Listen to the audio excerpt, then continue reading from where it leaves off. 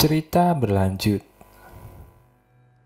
Nyala api sebesar bola tenis itu masih melayang di sana, di jalan depan rumahku. Perlahan-lahan api itu membesar, terus membesar, kemudian mulai tampak wujud kepala, lalu badan, tangan, dan akhirnya kaki. Sekarang nyala api itu berbentuk seperti manusia utuh, manusia api. Tanpa kuduga makhluk itu melayang ke arahku. Aku jadi kaget dan berusaha lari menghindar. Tapi sebelum makhluk itu masuk pekarangan, mendadak ada sekelebat kain panjang berwarna hitam melesat menabrak makhluk api itu. Terdengar ledakan kecil saat mereka bertabrakan. Makhluk api terpental jauh ke jalan. Kain hitam itu melesat mengejar makhluk api itu, seakan terus memburunya. Kembali mereka bertabrakan dengan ledakan kecil. Makhluk api itu terpental lagi lalu menghilang. Aku sempat bengong menyaksikan semua itu. Seperti mimpi saja, bisa melihat hal yang kayak gitu. Mendadak kain hitam itu melesat ke arahku. Refleks aku menghindar, tapi ternyata kain itu berhenti di depanku, berdiri memanjang atas bawah. Lalu kain itu perlahan berubah menjadi wujud manusia. Ternyata dia adalah seorang gadis cantik sekali memakai gaun hitam panjang.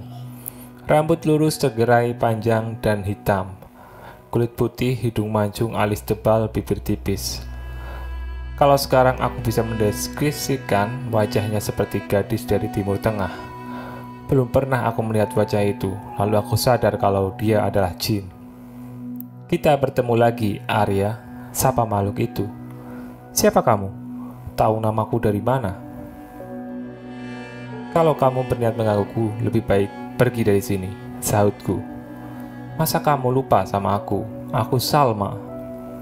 Aku berusaha mengingat-ingat. Salma. Iya, aku baru ingat dia adalah kuntilanak hitam berwajah putih menyeramkan yang pernah menemuiku dulu. Auranya pun sama, berubah panas dan dingin, hitam dan putih. Kenapa dulu dia berwujud seperti ini saja? Kan enak dilihat, nggak bikin merinding kayak dulu. Nggak nyangka ternyata dia mengikutiku sampai sekarang. Kukira itu cuma pertemuan satu kali saja. Sudah itu dia akan pergi. Ternyata tidak. Salma, kenapa wujudmu bisa berubah seperti ini?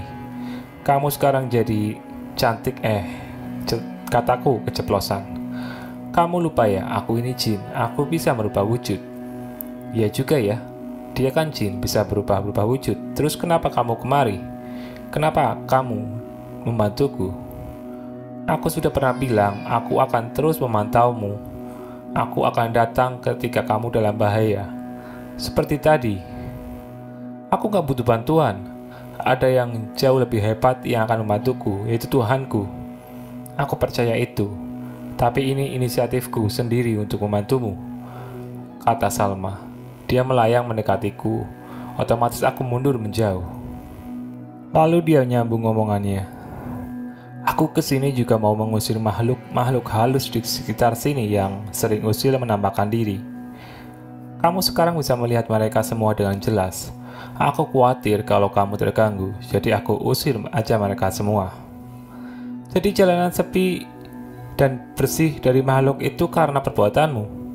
Iya, biar kamu nggak ngerasa terganggu. Ya sudah, terserahlah, kataku akhirnya. Dimanakah cincin yang aku beri dulu? Kok kamu nggak pakai? Ingat aja ini jin sama cincin itu.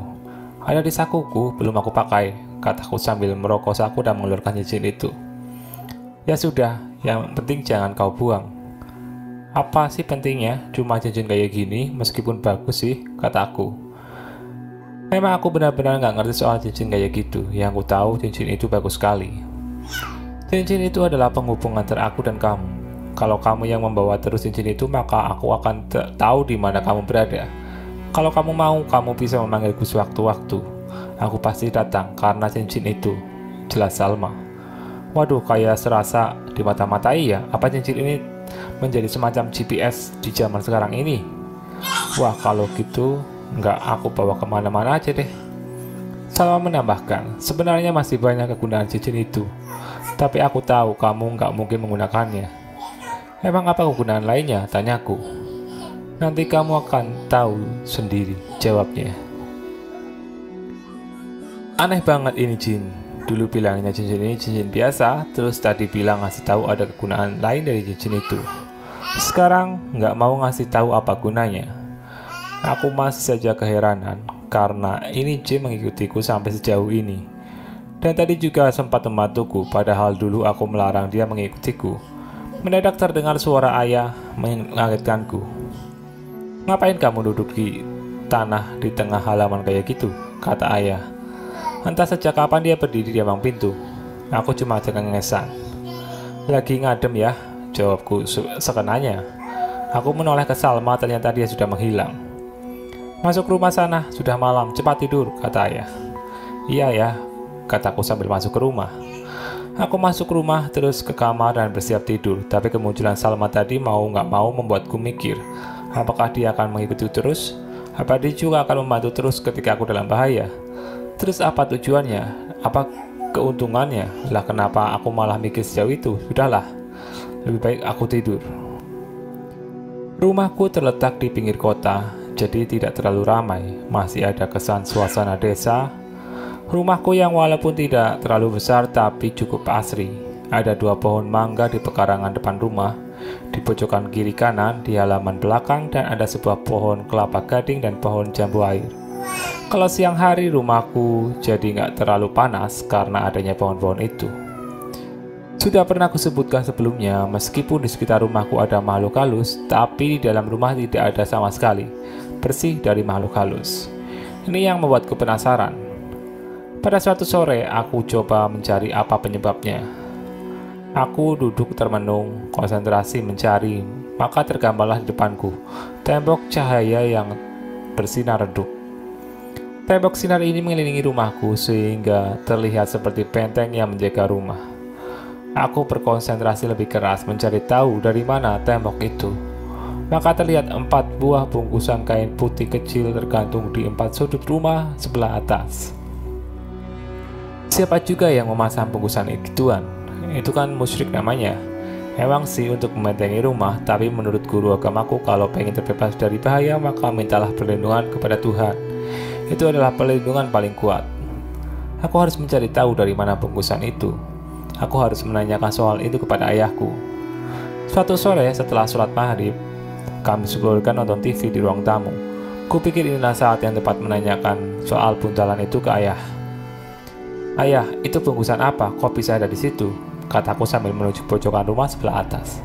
Oh itu, aku nggak tahu apa isinya. Dulu mbak kakungmu yang memasang. Katanya sih untuk perlindungan rumah, jawab ayah.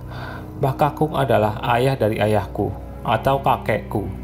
Kakung yang artinya laki-laki, mbah yang artinya kakek. Jadi Mbah Kakung adalah kakek laki-laki. Bok, dilepas aja toh ya, kataku. Udah biarkan saja, daripada mbahmu marah, jawab ayah. Aku terdiam berpikir kalau mbahku yang memasang bungkusan itu. Berarti beliau juga mengerti soal makhluk-makhluk halus. Suatu saat kalau bertemu dengan beliau akan kutanyakan ke Mbah Kakung. Jadi Mbah Kakung itu ngerti soal makhluk halus gitu toh ya? Ya beliau tahu dan mengerti. Sepertinya mbahmu itu dapat dari mbahnya lagi, semacam keturunan gitu. Oh jadi di keluarga kita ada semacam ilmu turun-temurun gitu toh? Baru tahu aku, kataku. Ayah juga nggak tahu soal itu. Ntar kalau ketemu mbahmu coba tanyakan, jawab ayah. Apa ayah juga mengerti soal hal-hal seperti ini, seperti Mbah Kakung? Tidak, ayah tidak mendapat ilmu turunan itu, tapi ayah senang tidak mendapatkannya. Terus selain kakek, ada nggak anggota keluarga kita yang bisa mengerti hal seperti itu? Pak Demu itu sebenarnya juga bisa, tapi dia mendapatkan itu bukan karena keturunan, dia memang belajar dan berguru. Pak Denardi itu juga bisa ya? Iya, tapi sepertinya tidak terlalu dalam. Soalnya dia bukan keturunan, tapi cuma belajar, jadi nggak terlalu kuat lah. Pak Denardi adalah kakak dari ayahku, baru aku tahu kalau dia juga bisa. Ntar kapan-kapan aku pergi ke rumahnya, mau menanyakan hal-hal kayak gitu. Sekarang baru aku ngerti, Dari mana ini semua dan apa yang terjadi denganku adalah ilmu turunan yang sudah turun-temurun. Ternyata yang dipikirkan ayah itu sama dengan yang dikupikirkan. Tidak mau mendapatkan kelebihan atau apalah itu namanya. Tapi aku nggak bisa memilih. Hal itu datang secara acak dari nenek moyang. Turun ke salah satu keturunan tanpa bisa dihindari. Tentunya atas izin Tuhan. Dan sialnya kebetulan aku yang ketiban keturunan itu. Mungkin ini adalah cobaan dari Tuhan karena Tuhan tidak mengizinkan semua ini tidak akan terjadi. Ya sudahlah, aku menerima dengan pasrah dan mencoba menjadi lebih sabar. Aku sudah naik kelas 6 dan sekarang adalah liburan tengah semester. Untuk pengisinya, aku biasa menyalurkan hobiku. Salah satu hobiku adalah memancing. Dari kecil aku suka memancing, apalagi rumahku dekat dengan sungai. Siang itu sepulang sekolah aku dan temanku Edi, Joni, berencana memancing ke sungai. Aku mempersiapkan pancing sederhanaku. Di halaman rumah ada 2 temanku menunggu. Aku pamit ke ibuku. Ibu, aku mau mancing ke sungai bersama Edi dan Joni, boleh ya? Jangan pulang terlalu sore ya. Dan jangan dekat-dekat dengan kedung. Sudah banyak orang tenggelam di situ. Soalnya sungai di bagian itu adalah dalam. Lagian di situ ada onggo ingginya, pesan ibu. Onggo inggi itu apa, ibu? Onggo inggi adalah hantu sungai, suka menyeret orang ke dalam air hingga tenggelam. Ingat pesan ibu, jangan dekat-dekat ke kedung. Kedung adalah bagian terdalam dari sungai atau palung sungai. Iya ibu, aku berjalan keluar rumah. Yuk berangkat, biar nggak kesorean, kataku pada teman-temanku.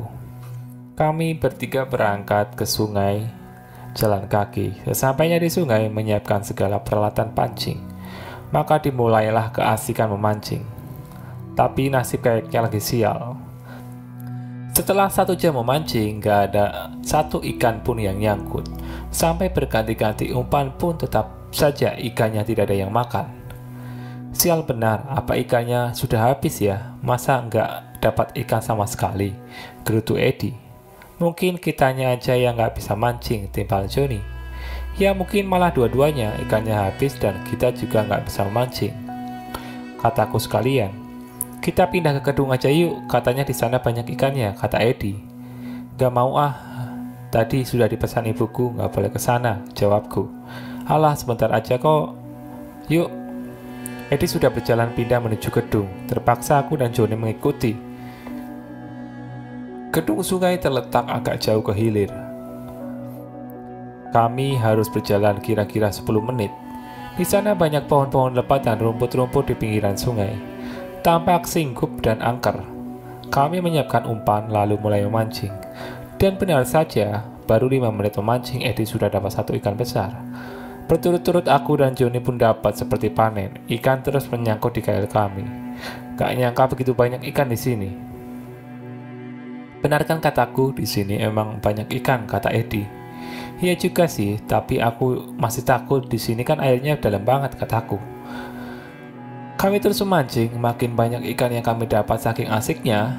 Kami mancing tak terasa waktu sudah sore, mungkin jam 5 lebih. Menjelang petang dalam remang-remang itu di tengah sungai aku melihat semacam rambut yang panjang kusut mengambang terbawa arus. Belum lagi aku tahu itu apa, tiba-tiba rambut itu keluar dari air dan di bawah rambut itu ternyata ada kepala. Yang muncul di permukaan air cuma kepalanya saja, badannya nggak kelihatan. Aku mengira itu adalah orang yang tenggelam. Kupertajam pandanganku, tapi kepala itu membuka matanya dan tertawa terkekeh-kekeh. Memperlihatkan taring nyembul di mulutnya dengan mata yang melotot. Kulit keriput seperti bekas terbakar. Tiba-tiba kepala itu berteriak. Hahaha, aku sudah memberikan ikan yang banyak kepada kalian. Sekarang minta nyawa kalian, kata kepala itu dengan suara berat dan mengerikan. Kemudian kepala itu melesat cepat ke permukaan air menuju ke arah kami. Sontak Edi dan Joni langsung lari tunggang langgang. Aku juga berdiri dan mau ikut lari, tapi terlambat. Kakiku terasa seperti ada yang mencengkeram, yang membuat aku tidak bisa lari. Ketika kulihat kakiku, ternyata yang mencengkeram adalah semacam tentakel gurita. Tapi mana ada gurita di sungai? Cengkeraman tentakel di kakiku terasa makin menguat. Aku mengejang-ejangkan kaki berusaha melepaskan diri, tapi tetap tidak bisa. Sementara itu kepala sudah mendekatiku. Kedua temanku sudah tidak kelihatan lagi. Sedikit demi sedikit tentakel itu mulai menarikku ke dalam air. Refleks aku memegang pohon dan di pinggir sungai.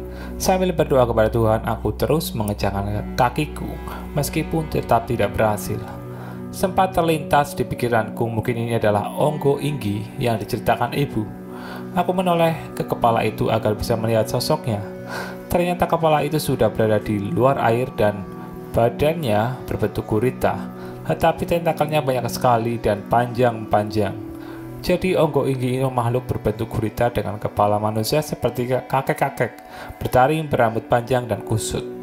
Di tengah kepanikan karena terancam bahaya, aku terus memegang erat batang pohon itu sambil terus berdoa. Saat keputusannya sudah di ujung, aku teringat satu nama. Tanpa aku sadar, kubisikkan nama itu. Salma. Pegangan tanganku ke pohon semakin mengendor. Tenagaku habis, sementara tentakel itu terus berusaha menarikku ke air. Saat itulah dari atasku melesat bayangan hitam langsung melabrak makhluk jin sungai itu. Cengkraman di kakiku terlepas, aku langsung berusaha merangkak menjauh sungai. Setelah agak jauh aku berbalik melihat, ternyata bayangan itu adalah Salma yang sedang berwujud kuntilanak hitam. Jauh lebih serem dari saat pertama kali kami bertemu. Ditambah kuku-kuku jari tangan yang sangat panjang, Salma mengibas-ibaskan tangan ke arah makhluk sungai itu seperti gerakan menebas dengan tangan. Dari tangan Salma keluar sinar biru berbentuk sabit, dan sinar itu seolah memotong tentakel makhluk itu. Terdengar jerit keras dari makhluk itu, namun cuma sebentar, karena kemudian kepalanya ikut terpotong sinar biru dari Salma. Makhluk itu terpental masuk ke sungai dalam bentuk terpotong-potong. Salma sudah berubah bentuk lagi menjadi wanita cantik berjubah hitam. Dia masih berdiri melayang di tepian sungai, mengawasi ke arah kejauhan makhluk tadi, seakan memastikan kalau makhluk itu benar-benar musnah. Raut wajahnya menunjukkan kemarahan. Maafkan aku Arya, aku datang terlambat karena aku harus mencarimu dulu. Kamu tidak membawa cincin yang kuberikan, kata Salma menyesal. Aku sudah tidak apa-apa, aku yang salah tidak menuruti pesan ibu. Aku mau pulang saja, kataku sambil masih gemetaran. Aku akan mengikutimu sampai rumah, memastikan kamu aman, kata Salma. Memang cincin pemberian Salma itu sudah jarang aku pakai. Sebenarnya aku nggak mau minta bantuan Salma, tapi tadi dengan sangat terpaksa aku memanggil Salma karena nyawaku dalam bahaya. Aku pulang dengan tubuh lemas sekali dengan rasa bersalah ke ibu. Bahkan ikan hasil pancingan tadi beserta pancingnya sekalian kutinggalkan di sungai. Pulang kemalaman, wah pasti ibu marah besar ini. Tak terasa aku sudah lulus dari SD. Dan saat ini lagi di bulan kelulusan, aku berniat mengunjungi rumah Pak Denardi. Karena aku jarang banget ke rumahnya, Pak Denardi adalah kakak pertama dari ayahku. Nanti sekalian aku akan menanyakan tentang keanehan yang terjadi padaku. Kata ayah, Pak D itu bisa tahu hal-hal mistis dan alam gaib. Rumah Pak D agak jauh dari rumahku, beda desa. Aku kesana ke rumah Pak D dengan naik sepeda. Setengah jam naik sepeda, aku sampai di depan rumah Pak D. Di halaman depan rumahnya aku lihat sosok gagah berpakaian dan berikat kepala hitam seperti pendekar zaman dulu. Aku tahu itu adalah bangsa jin. Sepertinya sosok itu menjaga rumah Pak D. Aku masuk ke halaman rumah, sosok itu tersenyum padaku. Aneh, tahu aja enggak. Aku terus melangkah ke rumah Pak D. Sampai di depan rumah aku mengucapkan salam. Assalamualaikum. Waalaikumsalam, terdengar suara dari dalam. Sesaat kemudian tampak Pak D keluar dari rumah. Weh, kamu Tondra, sudah lama nggak kesini, mari masuk. Iya Pak D, aku berjalan mengikuti Pak D masuk rumahnya. Kami duduk di ruangan tamu. Ada apa ini? Tumben kesini. Ayah ibumu baik-baik saja kan? Iya alhamdulillah, mereka sehat Pak D. Omonganku terhenti karena aku melihat sosok perempuan melayang di tengah ruang tamu.